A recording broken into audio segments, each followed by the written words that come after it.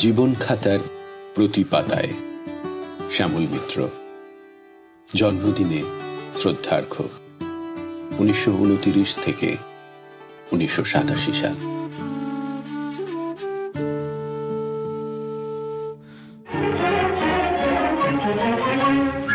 আমার যৌবন চম্পা চামেলি বলে অকারণে উঠানো। ডাক্তার বাবা চেয়েছিলেন ছেলে তাঁরই মতো নামকরা ডাক্তার হবে, কিন্তু ছোটবেলা থেকেই ছেলের সঙ্গীতের প্রতি ভীষণ অনুরাগ। ডাক্তারিতে না গিয়ে ছেলে হয়ে গেলেন বিখ্যাত সঙ্গীত শিল্পী। তিনি আমাদের সুরের জাদুকর শ্যামল মিত্র। শ্যামল মিত্রের জন্ম 1929 সালের 14 জানুয়ারি নৈহাটিতে। বাবা ছিলেন নৈহাটির খ্যাতনামা চিকিৎসক সাধন কুমার মিত্র, বিধান রায়ের ছাত্র। তিনি চাইতেন ছেলে শ্যামল তাঁর মতোই একজন নামী চিকিৎসক হবে, কিন্তু ছেলের গানের প্রতি ঝোঁক। ছেলে গান করুক তীব্রভাবে অপছন্দ করতেন বাবা। গান প্যাশন হলেও পেশা হতে পারে না। সে সময় গণনাট্য সংঘে শ্যামল মিত্র ও তাঁর বোন রেবা মিত্র গান গাইছেন। গণনাট্য সংঘেই সলিল চৌধুরীর সঙ্গে বন্ধুত্ব শ্যামল মিত্রের। হুগলি মহসিন কলেজে পড়ার সময় শ্যামলের সিনিয়র ছিলেন সতীনাথ মুখোপাধ্যায়। সতীনাথ শ্যামলকে বললেন, তুই যখন গান ভালোবাসিস, এখানে পড়ে থাকলে গানটা হবে না, কলকাতা চল। নৈহাটি ছেড়ে চক্রবেরিয়া রোডে পিসির বাড়ি। উল্টো দিকে গিরিশ মুখার্জি রোডে থাকতেন উত্তম কুমার। উত্তম তখন চাকুরিজীবী, নাটক করেন, সিনেমায় চান্স পাওয়ার চেষ্টা করছেন। তখন থেকেই উত্তম শ্যামলের বন্ধুত্ব শুরু। তবে চক্রবেরিয়া রোডের বাড়ি থেকে শ্যামল চলে এলেন লেক মার্কেটের মেসে। মেসে ওঠার একমাত্র কারণ সুধীরলাল চক্রবর্তী। 5 নম্বর জনক রোডে সুধীরলালের বাড়ি। শুরু হলো শ্যামলের গান শেখা। গানের রেকর্ড বেরোলেও সাফল্য আসছে না।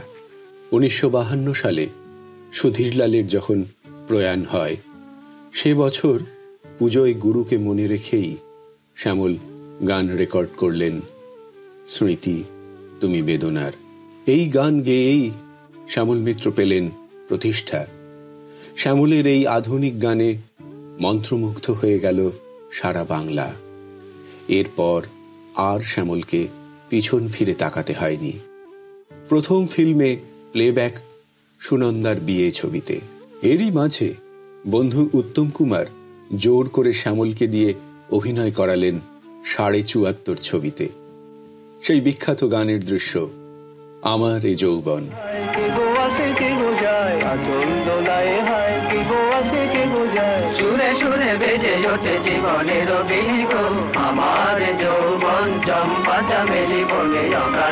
উত্তম মানেই তাঁর লিপে গাইবেন হেমন্ত মুখোপাধ্যায়।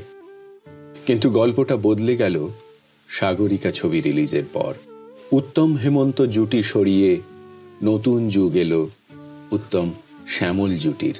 উত্তম কুমার শ্যামল মিত্র জুটির প্রথম হিট সাগরিকা ছবির অবিস্মরণীয় গান দিয়ে আমার স্বপ্নে দেখা রাজকন্যা থাকে।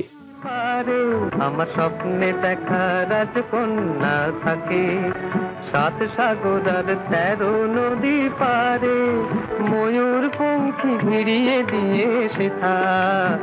উত্তম তনুজার দেয়া নেয়া ছবির গল্প আদতে ছিল শ্যামল মিত্রের নিজের জীবনের গল্প। ডাক্তার বাবার সঙ্গে গান পাগল ছেলের মতবিরোধ। গান গাইবার অপরাধে বাড়ি ছাড়া হতে হয় শ্যামল মিত্রকে। ঠিক যা ছিল শ্যামল মিত্র প্রযোজিত ও সুরারোপিত দেয়া নেয়ার চিত্রনাট্যে। দেয়া নেয়া সুপারহিট হতে জন্ম দিয়েছিল সফল প্রযোজক শ্যামল মিত্রকে। সে সময় শ্যামল মিত্রর আধুনিক গান যেন প্রতিটি বাঙালি পুরুষের প্রেমপত্র হয়ে উঠেছিল। ভীরু ভীরু চোখে চেয়ে চলে গেলে, নাম রেখেছি বনলতা। কার মঞ্জির বাজে রিনি ঠিনি ঠিনি, তুমি আর আমি শুধু জীবনের খেলাঘর। শ্যামল মিত্র যখন রবীন্দ্রসঙ্গীত গাইলেন তখন তা শ্রোতা মহলে হটকেক হয়ে ওঠে। কিন্তু এক আড্ডায় শ্যামলের এক কাছের বন্ধু, এক প্রথিতযশা রবীন্দ্রসঙ্গীত শিল্পী শ্যামলকে বলেছিলেন, তুই তো আধুনিক বাংলা গানে খ্যাতির শিখরে পৌঁছে গেছিস, তাহলে রবীন্দ্রসঙ্গীত গেয়ে কেন আমাদের ভাত মারছিস? সেদিন শ্যামলের চোখ ছলছল করে উঠেছিল। শ্যামল মিত্র কথা দিলেন তিনি কখনো আর রবীন্দ্রসঙ্গীত গাইবেন না। এরপর কখনো আর শ্যামল মিত্রকে দিয়ে রবীন্দ্রসঙ্গীত রেকর্ড করানো যায়নি। এ যেন ছিল তার ভীষ্মের প্রতিজ্ঞা। শ্যামলের জীবনেও এসে পড়ল রক্তের ছাপ। 1969-এর 21শে মে ফাংশন করে ফেরার পথে মোটর গাড়ি দুর্ঘটনা ঘটে শ্যামলের। সেটা ব্রেকিং নিউজের যুগ নয়, কিন্তু শ্যামল মিত্রের দুর্ঘটনার দুঃসংবাদ লোক মুখে পাড়ায় পাড়ায় ছড়িয়ে গিয়েছিল। মৃত্যুর সঙ্গে লড়াই করে শ্যামল জীবনে ও গানে ফিরে আসেন। শ্যামল রেকর্ড করলেন নিশিপদ্ম ছবির রাজার পঙ্খী উইরা গেলে, সেই অমর গান।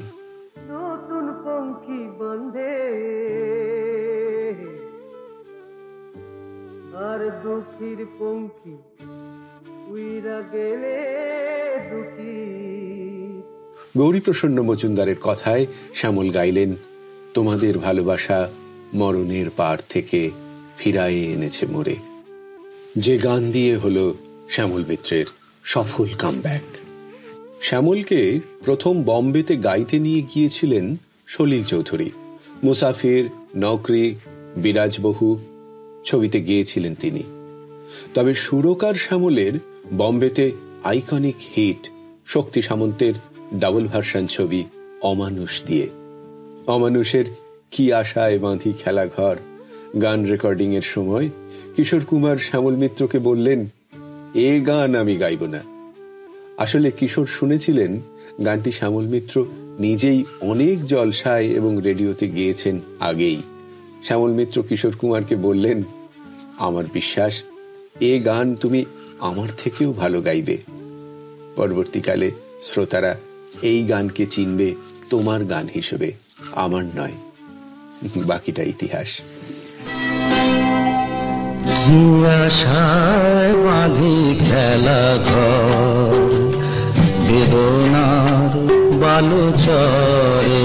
আনন্দ আশ্রম ছবিতেও কিশোর উত্তম জুটি হিট করে শ্যামল মিত্রের সুরের জোরে। তিনটি মন্ত্র নিয়ে যাদের জীবন, সত্যম শিবম সুন্দরম, দুঃখের পৃথিবীটা তাদের কাছে এক আনন্দ আশ্রম। ছবির টাইটেল সংটিও শ্যামল মিত্রের কণ্ঠে চিরকালীন হিট। সুরকার শ্যামল মিত্রের সুরে আশা ভোঁসলে, মোহাম্মদ রফি, শৈলেন্দ্র সিং ও শ্যামল মিত্র স্বয়ং দুর্দান্ত ক্লাসিক্যাল গান গেয়েছিলেন নওল কিশোর শ্যাম সুন্দর অরবিন্দ মুখোপাধ্যায়ের অজস্র ধন্যবাদ ছবিতে। নৈহাটির পাড়াতুত বন্ধু সমরেশ বসুর বিবর নিয়ে ছবি বানাতে চেয়েছিলেন শ্যামল মিত্র, নায়কের ভূমিকায় উত্তম কুমার। তখনই বিবর নিষিদ্ধ হয়ে যায়। ব্যান যখন উঠল ততদিনে উত্তম কুমার প্রয়াত। সবাই বলল, এখন তো বিবর করতে পারো। শ্যামল বলেছিলেন, উত্তমকে ছাড়া বিবর কিছুতেই হতে পারে না। শ্যামল মিত্রের স্ত্রী প্রতিমা মিত্র, দুই ছেলে শৈবাল ও সৈকত, একমাত্র মেয়ে মনুবিনা। বড় ছেলে শৈবাল মিত্রের গানের গলা ভালো হলেও বাবার গানের পরম্পরা একমাত্র বাঁচিয়ে রেখেছেন আজও ছোট ছেলে সঙ্গীত শিল্পী সৈকত মিত্র।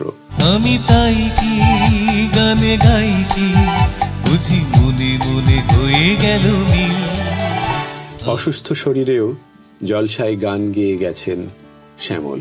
অপ্রাপ্তি তো শিল্পীর জীবনে থাকেই, শরীরও আর দিচ্ছিল না।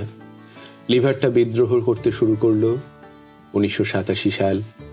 উত্তম চলে গেছেন 7 বছর আগেই, কিশোর চলে গেলেন কদিন আগেই। শ্যামলের অসুস্থতা বাড়ল, শেষ অবধি আশঙ্কাজনক অবস্থায় শ্যামলকে হাসপাতালে দিতে হলো। নভেম্বরের 15, 1987 চিরতরে সুরলোকে পাড়ি দিলেন শ্যামল মিত্র। 2 বাংলা ভাসল চোখের জলে। সবার মুখে সেদিন শ্যামলেরই সেই অশেষ গান, এই সুন্দর পৃথিবী ছেড়ে মনো যেতে নাহি চায়, নাহি চায়, তবুও মরণ কেন এখান থেকে ডেকে নিয়ে যায়, কে জানে কোথায়। না না না না, যাব না, মনো যেতে নাহি চায়, নাহি চায়।